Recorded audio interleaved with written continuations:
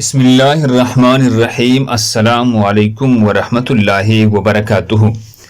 ناظرین گرامی، بنی اسرائیل کی سرکشی کی داستانیں تو سن رکھی ہوں گے آپ نے، لیکن آج ہم آپ کو حضرت یوسف علیہ السلام کی بہن حضرت دینا کا ایسا واقعہ سنانے والے ہیں جو آپ نے پہلے کبھی نہ سنا ہوگا۔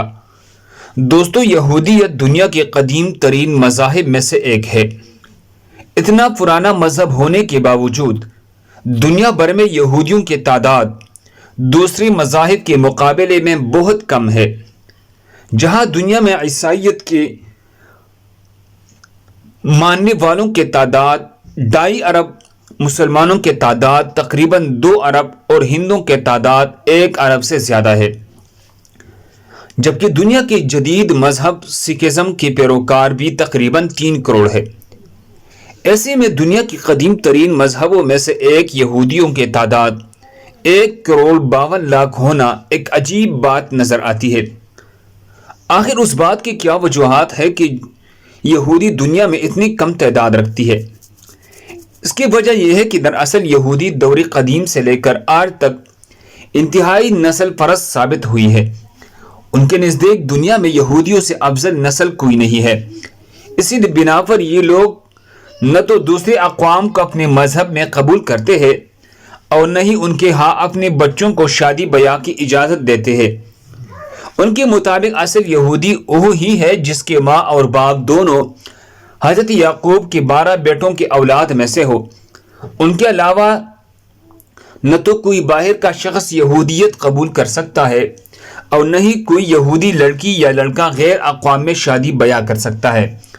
اگر کوئی یہودی ایسا کرتا ہے تو وہ خالص یہودیت سے خارج ہو جاتا ہے۔ یہودیوں کی خود پسندی اور نسل پرستی کوئی نئی چیز نہیں۔ یہ جذبہ ان میں سے اس دور سے پایا جاتا ہے جب اس قوم کی ابتدا ہوئی تھی۔ اس زمن میں ہم آپ کے سامنے جو قصہ بیان کرنے جا رہے ہیں وہ دراصل اہل کتاب کا ہے، یعنی بائبل اور تلمود دونوں میں موجود ہے۔ تلمود یہودیت کا مجموعہ قوانین ہے جو یہودیوں کی زندگی میں تقدس کا درجہ رکھتا ہے۔ اس کے علاوہ امام ابن کثیر نے اپنی کتاب البدایہ والنہایہ یعنی تاریخ ابن کثیر کی پہلی جلد صفحہ نمبر 454 میں بھی اس واقعے کا ذکر کیا ہے۔ واقعہ کچھ یوں ہے کہ جب حضرت یعقوب علیہ السلام اپنے اہل و عیال کے ساتھ سفر کرتے ہوئے شیہم نامی بستی سے گزرے تو آپ نے یہاں کے زمیندار جس کا نام جمور تھا اسے 100 بکریوں کے عوض ایک زمین خریدی۔ یہاں یعقوب نے اپنا گھر بنایا اور 15 مہینوں تک امن و امان میں رہے۔ یہ وہ دور تھا جب حضرت یوسف بہت ہی کم سن تھے اور اپنے آپ دیگر بھائیوں اور بہن دینا کے ہمراہ اس جگہ رہتے تھے۔ کچھ عرصہ بعد اسی بستی یعنی شیخم کے باشندوں نے ایک بڑی ضیافت کا اہتمام کیا۔ اس خوشی کے موقع پر یہاں کے رہنے والوں نے حضرت یعقوب ان کے اہل خانہ کو بھی اس کی ضیافت میں شرکت کی دعوت دی۔ اس دعوت کے موقع پر اس بستی کے شہزادے شقم بن جمور اور اس کے گھر والوں کو حضرت یعقوب کی بیٹی دینا کی سیدھی سادی شخصیت بہت پسند آئی۔ اس دعوت کے بعد بستی کا حکمران جمور حضرت یعقوب کے پاس حاضر ہوا۔ اس نے حضرت یعقوب سے التجا کی، آپ اپنی بیٹی کی شادی میرے بیٹے سے کر دے، ہمارے اس وسیع ملک میں سکون رہے اور اس میں تجارت کرے۔ اس کے علاوہ انہوں نے یہ بھی کہا، آپ جتنا مال طلب کریں گے ہم خوشی سے دیں گے۔ حضرت یعقوب کے 2 بیٹے شمعون اور لاوی اس پر بہت غصہ ہوئی کہ اس غیر قوم کی ہمت کیسی ہوئی کہ یہ ہمارے اعلیٰ نسل کی عورت سے شادی کے بارے میں سوچیں۔ انہوں نے نہایت چالاکی سے اس بستی کے فرمان روا جمور سے اپنے دادا حضرت اسحاق سے مشورہ کرنے اور سوچنے کے لیے کچھ مہلت طلب کی۔ جب اس بستی کا حکمران جمور اور شہزادہ شقم دوبارہ اس کا فیصلہ سننے کے لیے آئے تو لاوی اور شمعون نے ان کے سامنے ایک شرط رکھی کہ ہمارے لیے اپنی بہن کی شادی ایک ایسی آدمی کے ساتھ کرنا ایک شرمناک بات ہوگی جس کی ختنہ نہ ہوا ہو۔ اس شادی کے لیے شرط یہ ہے کہ آپ اور آپ کا تمام قبیلہ ختنہ کروائے۔ یہ بہت بڑی شرط تھی، لیکن شیخم نامی اس بستی کے تمام مرد اپنے شہزادے اور بادشاہ کی خوشی کی خاطر ختنہ کروانے پر رضامند ہو گئی۔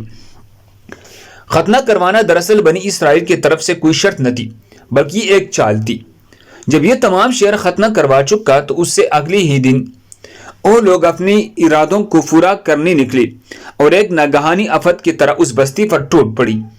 اس بستی کے تمام مرد ختنے کے باعث درد میں مبتلا تھے، چنانچہ حضرت یعقوب کے بیٹوں کو زیادہ مزاحمت کا سامنا نہ کرنا پڑا اور انہوں نے بستی کے حاکم جمول اور شہزادے شقم سمیت تمام بستی کے مردوں کو قتل کر کے ان کا مال و اسباب لوٹ لیا۔